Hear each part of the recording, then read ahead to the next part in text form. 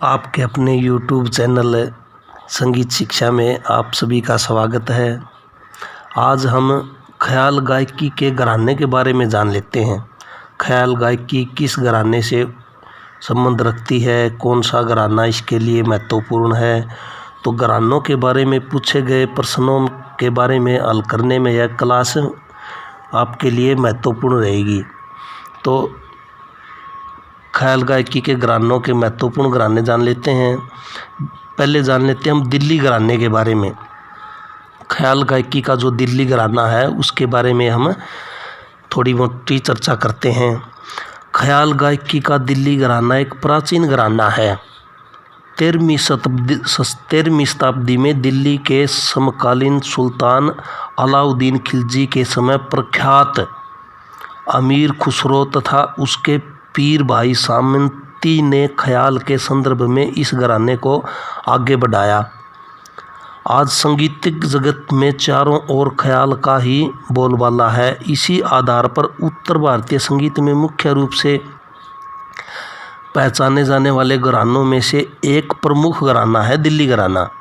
मुगल बादशाहों के पतन के बाद दिल्ली घराने की स्थापना का श्रेय तानरस खां जी को जाता है। इस घराने की परंपरा दिल्ली दरबार के सुप्रसिद्ध गायक व तानरस खां के गुरु अचपल मियाँ को आरंभ होती है। यहाँ तक कि मियाँ अचपल को दिल्ली घराने के खलीफा के रूप में भी स्वीकार किया गया है। मोहद्दीप भगवत शरण शर्मा के अनुसार दिल्ली के दसाना नामक कस्बे में रहने वाले कादिर बख्श तथा उसके पुत्र कुतुब बख्श उनको बहादुर शाह जफर द्वारा तानरस खां की उपाधि प्राप्त की गई थी। ये तानरस खां को ही इस घराने के संस्थापक कहे जाते हैं। इस घराने की विशेषता राग की शुद्धता एवं सुंदरता इस घराने की प्रमुख विशेषता रही है। इस घराने की गायकी का अपना अलग अंदाज है।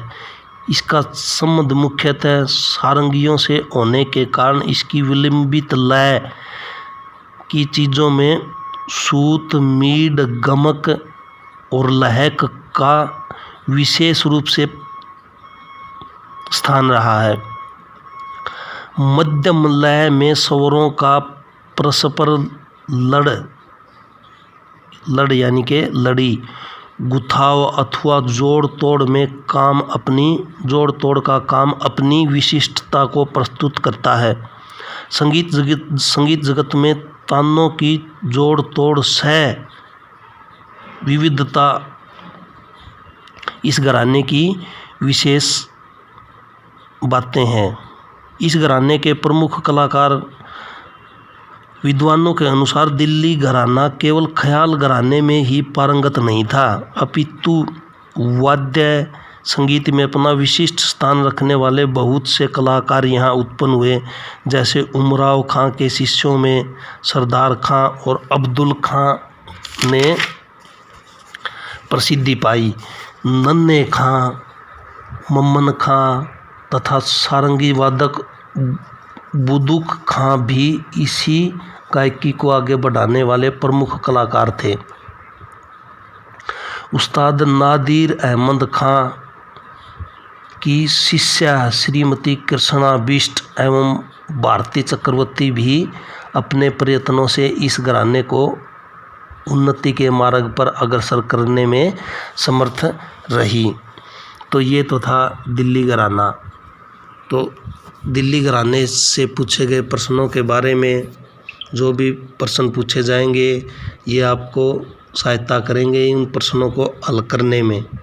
तो आपको मेरा प्रयास कैसा लगा प्लीज़ आप ज़रूर बताएं। अगर आपको मेरी वीडियो यह अच्छी लगी हो तो लाइक करें, सब्सक्राइब करें चैनल को, ताकि आने वाली और वीडियो की नोटिफिकेशन आपको सबसे पहले मिले।